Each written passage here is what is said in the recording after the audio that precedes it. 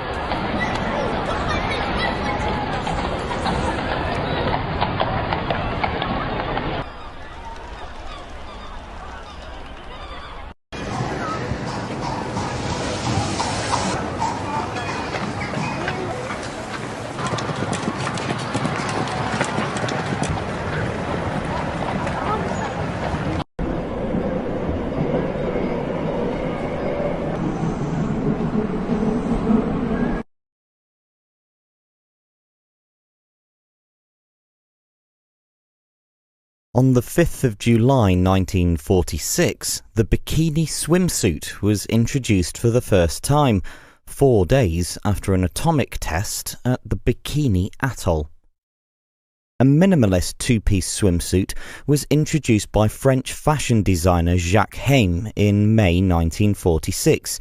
Named the atom after the smallest known particle of matter, the bottom half still covered the wearer's navel. Meanwhile, Louis Réard was working on his own design, which used even less material.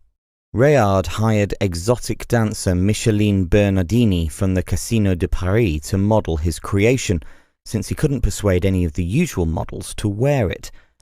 He called a press conference at the Piscine Molitor in Paris on the 5th of July 1946, 4 days after an atomic test at the Bikini Atoll, that inspired the swimsuit's name.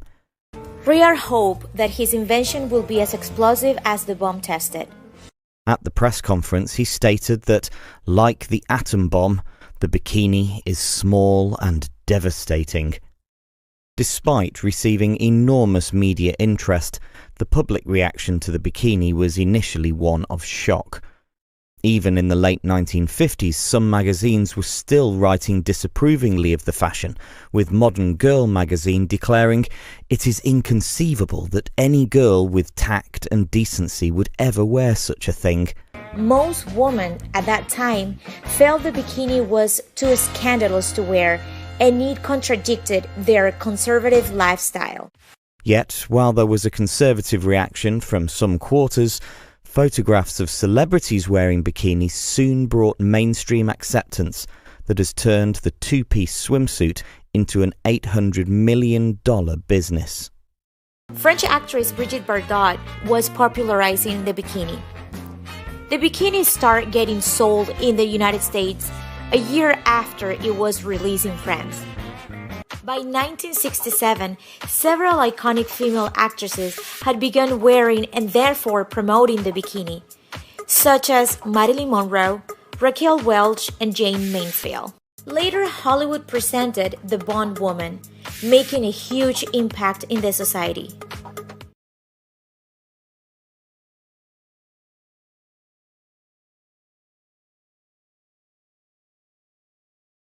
Thank you, Louis Ria, for creating this amazing piece.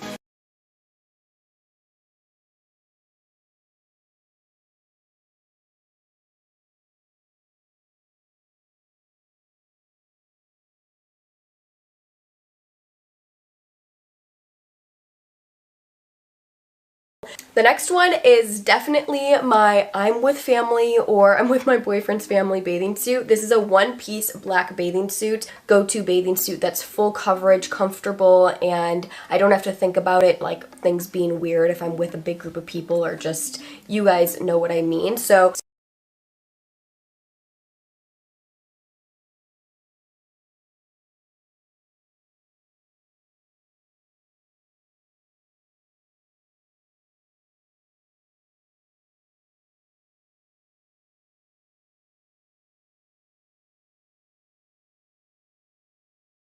you did some nude photos for Flaunt. I never heard of Flaunt magazine. Great Los Angeles-based magazine. It's actually really, really fantastic, and I took it off. Was that your first nude photos that you've done? Publicly, yes. Public, yeah. I mean, how does that work? A guy calls you up and says, "Hey, I'll give you a case of Red Bull. Take your pants off." I mean, how does this work? Pretty much. Well, we have the. Is this the actual fold? Yeah, it was actually. Oh boy. This is the fold out. Yeah. I think. Well, it's faithfully done. It's not like it's. Well, yes. Hey, pass it down. There's one there. That's pretty Wow. good. Anyway. Wow, that's pretty good. So how does this? I mean, I want to know how does one know how to get attractive women? Actually, the photo shoot, I'm kind of stiff at times because I'm not a model. I'm an actress. Had you met the photographer before? Or you just met him? Well, just that afternoon. So you show up there. To show up, we're trying to get it started. We got some great photos of myself clothed, but I thought, you know what a way to loosen this up. And I just said, you know what? Screw it. Right. Oh, okay. Now we're okay. And, well, by the way, I don't usually, I mean, they're very tastefully done, and I wouldn't normally, you right, know. of course. It's an integral part of the story. Yeah, right. well, it's art. Right. Okay. Has your mom seen them? What does mom think? Mom saw them. Yeah. How was she? And she took him. She can. What did mom say? Mom she liked the beginning. She said, "Oh, this is nice," and I was like, because the first few ones are clothed. Right. I'm like, "Oh yeah, okay, they're nice." She's like, "Oh," she looks like, "Ooh, wow." She was like, "Yes, that's it." Oh, that's it. Oh. It's worse sometimes if they don't say Well, anything. yes, it's very awkward. Yeah. And then I said, "Well." But they're very well done. They're But she very liked it. tasteful. She liked it. Other than creepy guys like David look at them.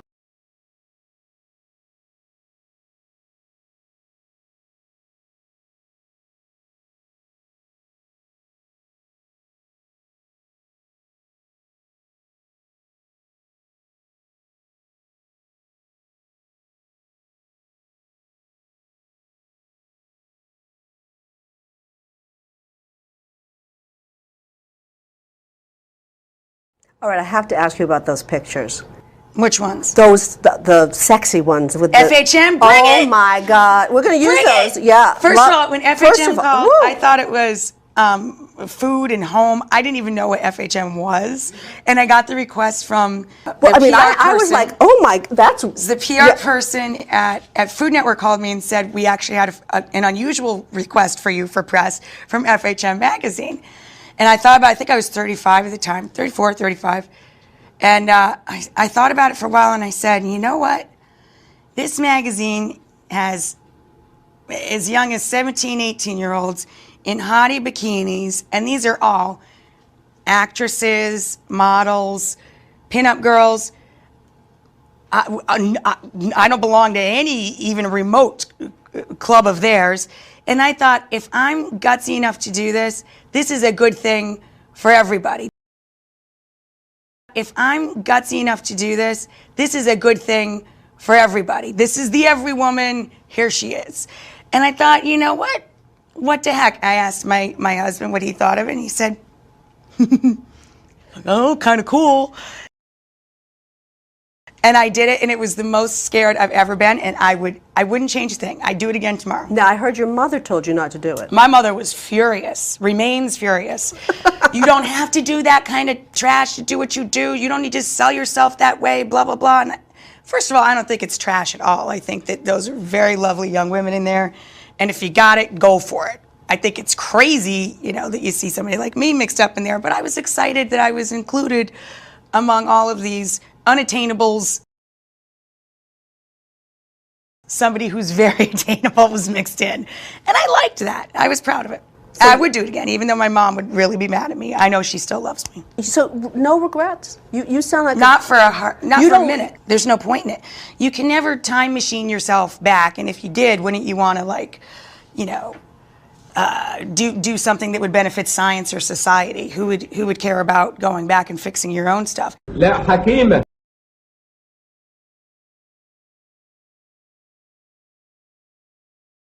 Mother claims she was asked to cover up while breastfeeding inside the Chick-fil-A in Evans. She went to social media, and in response tonight, several mothers held what they call a nurse-in. After a few minutes of me breastfeeding, one of the managers walked up, and she had a jacket in her hand. She kind of smiled at me, and then she was like, there's been a complaint. We're going to need you to cover up. Here is a jacket. And said that they have a right to ask us to cover up, and that basically I was just going to have to let it go. But McIntosh does have a right. Georgia law gives a mother the right to breastfeed in any location, public or private. Knowing this, McIntosh took to social media, getting thousands of supporters. Chick-fil-A issued an apology to McIntosh, but she says education is her goal. I kind of told him that the only goal here is to encourage education for his staff, his management team. I don't want anything else but for them to be educated and probably have a better way to handle this in the future. 7-month-old Ziggy was hungry along with her parents. And that's why the Hornungs went to Chick-fil-A's soft opening on Saturday evening until asked to leave. Just complete shock. Like, all I'm doing is feeding my baby. Macy Hornung says she was breastfeeding just like this when the owner came up to her. It was just very rude, very blunt. Owner Kimberly Flam told Macy she could cover herself for leave because men and children were around. They had no problem with me feeding her French fries. So why is it such a problem that I'm feeding her from my breast? After getting back home, the couple posted this review and took to Facebook to share their customer experience. Many others jumped in, coming to Macy's defense like this one. Quote, "You saved me a trip and money that I would have spent at your facility." Over 350 reviews later, this franchise location has a 1.9-star review on Facebook before their grand opening. The owner of Chick-fil-A in Fargo apologized this afternoon, saying, "I ask for your forgiveness on this matter as I learn from it. My goal is to provide a warm and welcoming environment." For breastfeeding moms hoping to feed on the go, the law is on their side. In all 50 states, it's now legal for women to breastfeed in public. But plenty of people still don't approve. Just last month, 2 mothers breastfeeding at a Minnesota pool were asked to cover up by another mother. And when they didn't, a pool employee called the police.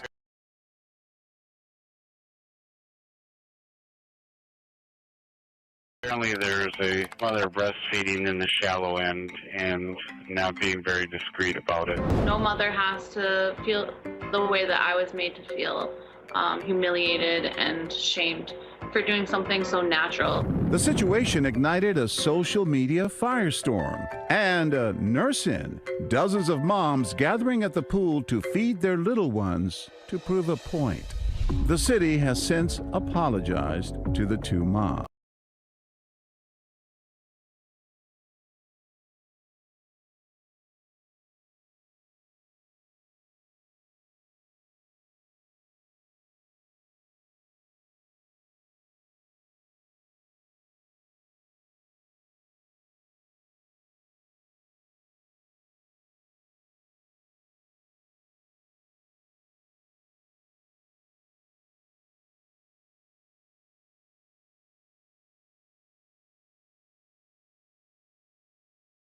I guess the broadening out of the issue, because that's what's happening now by posting the story on social media. It's gone global via the breastfeeding website. She's a part of Breastfeeding Mamas. 750,000 sort of likes. It's a big social arena, so it's out there for the world to see. That's the issue for me. It's a case of my wife's got 2 kids. I've got 2 kids. She breastfed both of them publicly, but covered up. And I think that was out of a respect of those who might not want to watch. But these days, if you say that that's an issue, you're considered a bigot. And I think actually that can be more harmful to the mother's cause. What's the option then? So if you want to continue your life and you're a breastfeeding mum and you go to a restaurant, is it better there? Would people be less put off if you just let your baby scream and cry and be hungry? No, I think all of us know, you know, as parents, when a baby's got to go, a baby's got to go. But I think it's very easy, you know, just to wear a pashmina or something over it. I mean... It's not mother's rights, it's baby's rights. Babies have a right to eat. And if you're breastfeeding your baby, that is the way that they eat. And babies need young breastfed babies need feeding every couple of hours. They can't wait. You can't say, you know, well, go somewhere more convenient. So it's not about women and men, it's about babies, and it's the most natural thing in the world. I don't understand what the issue is. And so if a woman is out and the baby needs feeding, should she cover up and be discreet under a pashmina?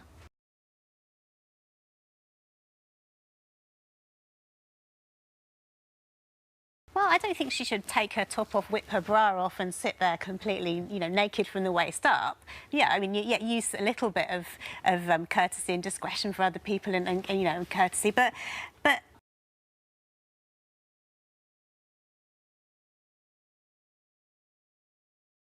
you know, my baby's 1 now, so I don't need to feed her, you know, except at home in the morning at night. But when she was younger and we went out, I would discreetly, you know, undo my blouse or whatever, or lift up my top and put her on my breast. Also, the baby's head's there. Well, exactly. I mean, you've sort of got a pashmina, but you've got the natural fact that the baby's head is covering the majority of what's there. What about taking a selfie and putting it on Facebook? Would you have done that? No, I wouldn't have done that, but then... Well, I understand why people do that. Well, it wasn't a selfie, that. but having said that... No, it's a wedding photography. It's a great picture. Yeah, but what I'm saying is, picture. posting on social media, I think, is another step. It's Why? Like, well, because then it becomes public material, Well, what's what's wrong with that? It's I mean, your in choice the same to do way, I mean, it, it's just promoting breastfeeding and how easy it is and that it fits into somebody's life or whatever. If you feel, if that's your thing and you want to get that out there, why not? And, you know, it's a bonding thing as well. It's the most natural thing in the world to hold your baby to your breast. For your baby, for you. You know, it's the only thing that calms your baby down as well when it's upset. It's not just about nutrition. Last word to you, Christina. What do you think about the debate we just had? Well, you know, I think that women can cover themselves if they choose to, but I don't think it should be, you know, a definite thing. You're feeding your baby, you cover yourself. You know, in my case, it was my wedding. I'm not going to cover myself and my baby with a gigantic pashmina. Also, it was like 40 degrees, and I'm not, you know, when it's hot outside and stuff like that, you're gonna put a pashmina over your baby and for someone else, you know, just to not offend someone else.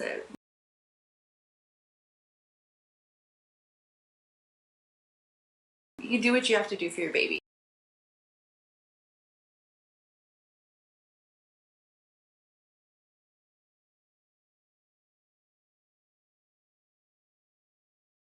Woman has been kicked off an EasyJet flight for wearing clothing that was too revealing. Harriet Osborne, a 31-year-old mother of two, was heading home from her holiday in Spain when a flight attendant didn't let her board. The attendant said she needed to put a top over her see-through blouse, but Osborne says she complied with the request and still wasn't allowed to board, having to spend the night at the airport as a result.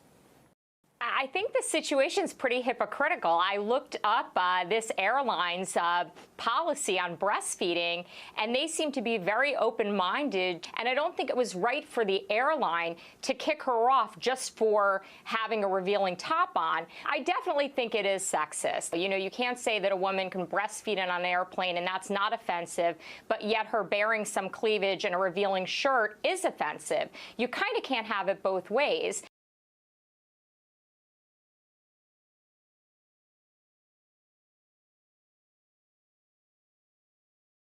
In 2015, the phrase "free the nipple" spiked on social media, outpacing other gender-related terms. Why so much interest in this?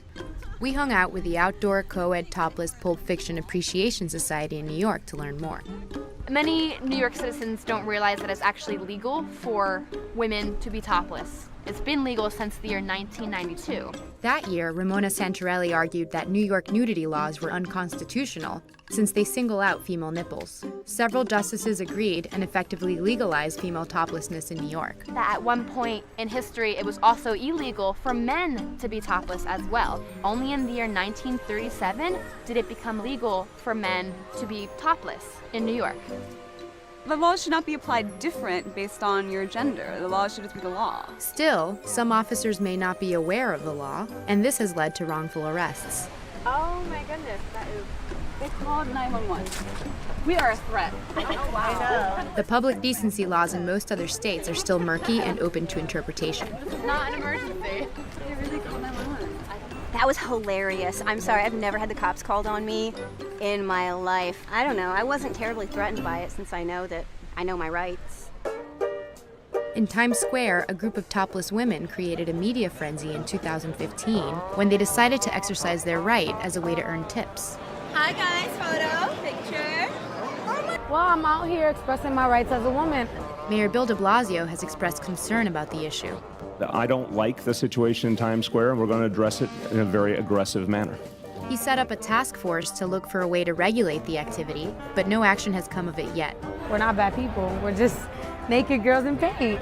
It is a question of equal rights for women, and I can't stand the hypocrisy. Thank you. But while an exposed female nipple is legal in New York, on social media sites like Instagram and Facebook, female nipples are still censored. You can show all the side boob and under boob you want to. Once those nipples come out, it's a problem. The movement has attracted national attention. In New Hampshire, lawmakers responded by introducing a bill that would make it illegal for women to expose their nipples. The bill has yet to have a hearing. Opponents of the movement argue that female breasts are sexual organs and are too distracting for men. Activists are concerned that society has lost sight of a breast's natural function. It's disgusting that people see it that way. Who sexualized breasts, really? Someone did that. Someone made it sexual. Naturally, they're not sexual at all. They're for the babies.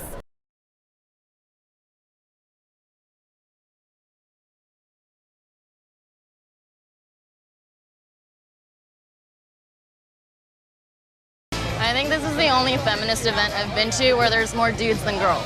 We're in Venice Beach at the Go Topless Parade, which is basically this movement to support women's rights to be topless wherever men can be topless. That could be anywhere from in your backyard, your front yard, you're in your car, on the beach. Venice Beach. To Venice Beach. How many of you men out there are brave enough to put a nipple pasty on or wear a bikini top and actually feel what it feels like to have to cover up? Because actually it's very natural to be topless. We must our freedom mutual. This is inconstitutional. dudes here, and they're just here taking pictures of girls. Yeah, right? it's pretty gross. Like, there's so many guys here, like everyone behind you right now taking photos like of that us. dude. Yeah, like that guy. Yeah, shame him. Oh yeah, you got him. The most interesting thing, though, who is actually behind this feminist movement? Did you know that this specific Go Topless movement was started by a dude who's the leader of a spiritual cult, and he tells people that we are descended from aliens? This is a discrimination. And all my life I have been fighting against any kind of discrimination. All the top scientists of the world recognize we are very close to mass extinction, not only of human, but of everything alive on Earth. And so we have to save the planet. And show your nipple is part of it, is part of changing the consciousness of every human being on Earth. I think this whole thing is so interesting because basically the alien movement is about UFOs coming to Earth. So this feminist movement, the Go Topless parade, comes from UFOs. That's the very, very little part. Because, you know, UFO, okay, you see a UFO and your life is the same. That's not, what is important is not the UFO, is what is inside. What kind of philosophy, what kind of beautiful value they bring in our life. We're never born with clothes. Right. We are born naked. Yeah. Even the Pope.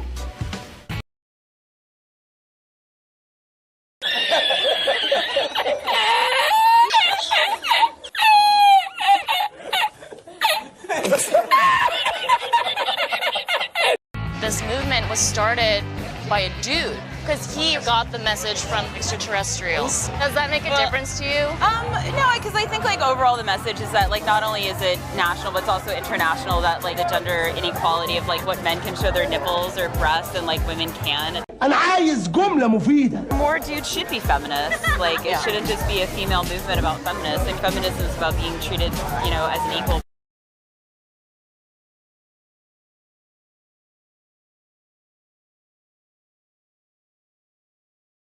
Among like some of the comments and messages that I was getting about that photo, two things. People were saying, what would your mom think about this? And what would your husband think about this? In terms of my husband,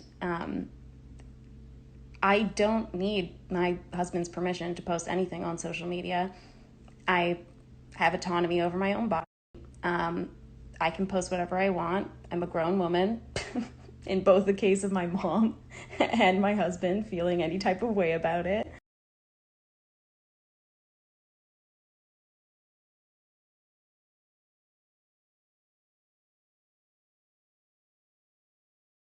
People commenting saying that I didn't need to be naked to prove my point, that I was just posting that for attention. And the point to me is that I don't need to be naked, but I can be if I want to. And even if I was exclusively posting that for attention, that would still be okay. Arguably, everything I've ever posted on this app is for attention.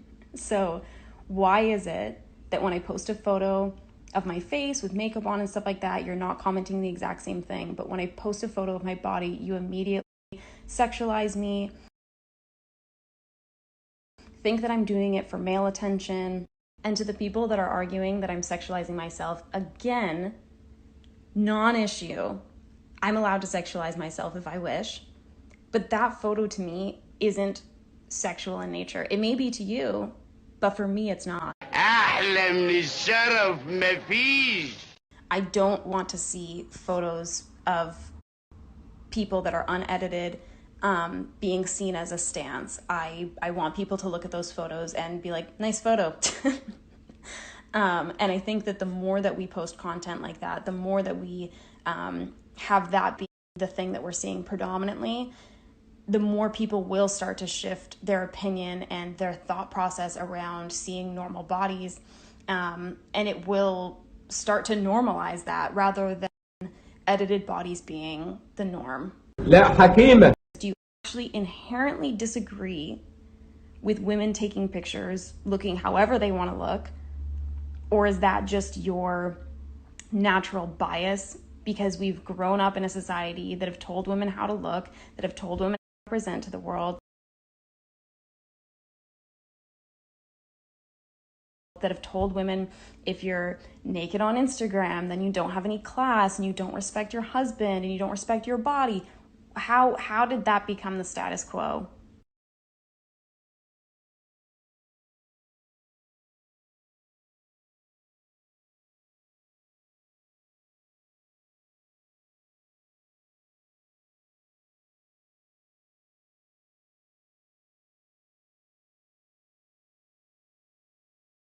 You know what I find confusing? Why my mom used to say, don't walk around the house like that because your dad's home. My 55-year-old dad, who is my dad, there's a problem if you think he's going to sexualize me.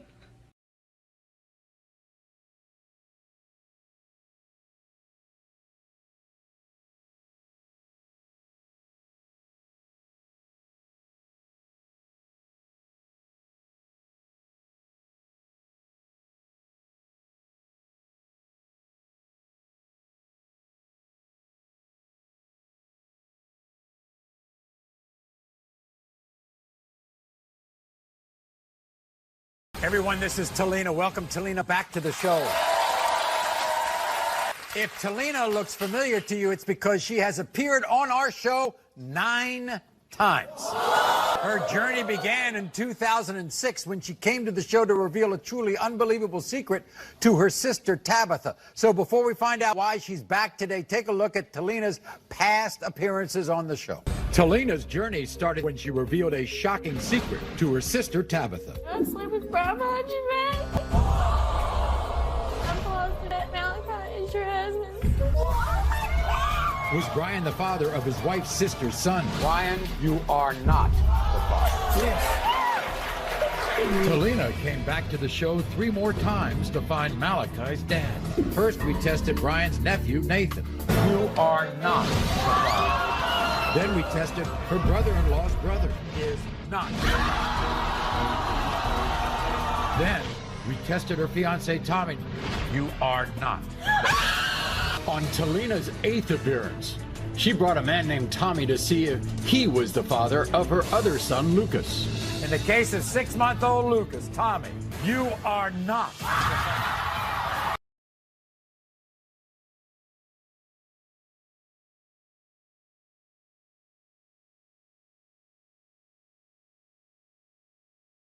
In a few minutes, a couple will enter this box, they'll have sex, and then immediately afterwards come out and talk frankly about what they did. To me, a panel of internationally renowned sex experts, and in front of our studio audience. Welcome to Sex Box. All right, so to be clear, in case you're not sure what's happening there, these people are just having sex in the box. There's no camera in the box. We're not hearing them. We're not watching them have sex. They're just having sex in the box, and then they come out of the box, and then they talk about it with, some therapists. There's a podcaster. They'll probably throw some comedians on there. It was a British show first. Yeah. And it didn't do well there. Why are we adapting it for American television? Oh, God. Like, it had horrible ratings there. Nobody watched it.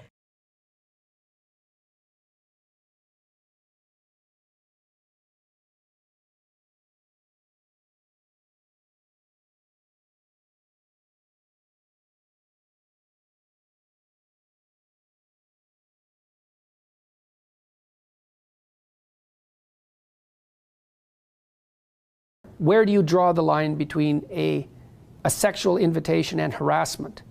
Well, like a cynic would say, anything unwanted is harassment. Well, how the hell is the person who's making the offer supposed to determine that beforehand? Yeah, you make the offer or the invitation in part to find out whether if it's welcome. wanted. Yes, and the terrible thing about that in part is that it's almost always men who do that. Yeah. Right? Men make the offer. And almost always it's rejected, and it's almost always rejected even by women who might be interested under some circumstances. Yep. Now, the reason for that, as far as I can tell, is that women bear a much heavier price for sexual activity than men do. So they're the ones that are going to say no. The problem is that we need to know exactly where the rules are, and we don't.